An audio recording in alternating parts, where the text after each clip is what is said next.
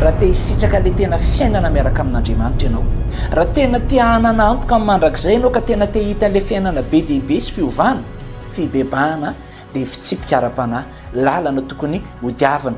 Kristina le tenin'Andriamanitra dia tsy afaka afangaroaro amin'le fiainana mbola nisota, le fiainana misy fahalovana. Satria ny tena fiainam-baovao dia miainga amin'le fo vaovao no men'Andriamanitra antsika, fa anjarako sy anjaranao kosa no mitandrina amin'ny fotsika, fa avao aminy no iaviany aina. Raha misy olona maro amin'izao fotoana izao te hatsapa le fiainanao amin'i Jesosy, kanefa ohatran'ny tsy avela ny tompo hanangana azy teo amin'ny toetrany, teo amin'ny fitondran-tenany. Zava-dehibe ry havana hoe atsangana aloha ianao, izay vao mahazo fiainana. Inona zany ny andrasana? Zasy ianao tsy avinavina, zasy ianao hitodika amin'ny Jesosy dia hiteny hoe tompo atsangana izy. Fa ny baiboly tsy miteny hoe izay manana trano manana fiainana, na izay manana fiara manana fiainana, fa ambara ny baiboly izay manana ny zanaka no manana ny fiainana. Izy io zanaka io tsy iza fa Jesosy Kristy tompo. Noho izany dia mampahery anao androany. Raha mbola tsy nandray an Jesosy ianao ho tompo sy mpamonjy ny fiainanao, tsy tary ianao, ity fotoana tsara indrindra ho anao. Raiso Jesosy androany dia manomboka androany ry havana. Na inona hanananao amin'ny ara-batana, na inona tsy hanananao, azo antoka zato isan-jato fa manana an'le fiainana mandrakizay ianao.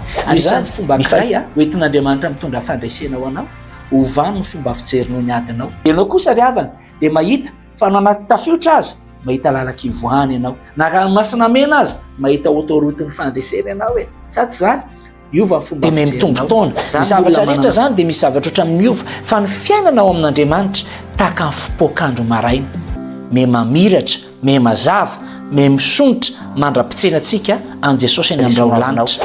Tena tianao Davida satria tsy nanaiky novady-po izy. Ianao ihany koa mandresy amin'ny fiainana, mandresy amin'ny fianarana, mandresy amin'ny asa izay ataonao, mandresy eo amin'ny adi-panahy atrehanao zao, lasanao tsy resona.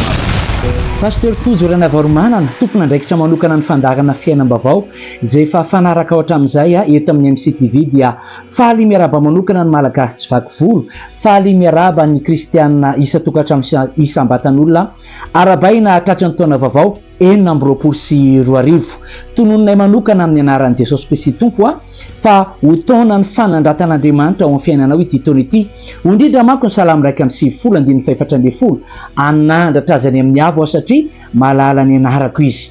Ity taona ity dia taona hitombona amin'ny fahalalana an'Andriamanitra, kanefa taona anandratan'Andriamanitra anao na aka-panahy, anandratan'Andriamanitra anao amin'ny lafiny aka-piainana, isotoman'Andriamanitra miakatra ao anao na amin'ny fianarana izany na amin'ny vakotra, amin'izay rehetra ataonao mihitsy. Indrindra ihany koa ny salamo 3 manao hoe anandratra anao Jehovah fa efa nanintona niakatra ho any amin'ny avo ianao. Miandrandra zany amin'ity taona ity fampiakarana ara-panahy, fampiakarana ara-piainana. Marina fa ny fiainana moa miakatra foana ny vidin-javatra, ny zavatra maro isan-karazany, fa ny fiainanao ny ara-panahinao dia ho ampiakaran'Andriamanitra mihoatra ny zavatra rehetrarehetra, fa hoy ny baiboly tsy ndriky ihany anandratra azy any amin'ny avo satria malala ny anarako izy. Tsofinay rano, amakivaky taona ambany fiarovan'Andriamanitra any ianao, amakivaky taona ambany fitantanany sandrin'Andriamanitra mahery any ianao, ary ny fiainanao dia hiakatra hatrany amin'ny fahatsarana, ny ara-panahinao dia hianakaiky an'Andriamanitra mihoatra noho ny teo aloha izany. Makasitraka ihany koa ny tenanay ny amin'ny Mctv izay miara-miasa ary misy efa mbola tsara ny fiaraha-miasa ho amin'ny fanitarana ny fanjakan'Andriamanitra ho amin'ity taona ity izany. Raha hitady ianao dia hitany soa, raha handida ahitany tonony, raha isava hitany fotony, raha mafy any ianao tsofinay rano ahita fahavokarana sy fijinjana, ary iompy ianao ahita fahavanonana. Ny ray aman-dreny tsofinay rano atafita taranaka amin'ny anaran'i Jesosy, ary ny lasanao tsy resiny ho avinao.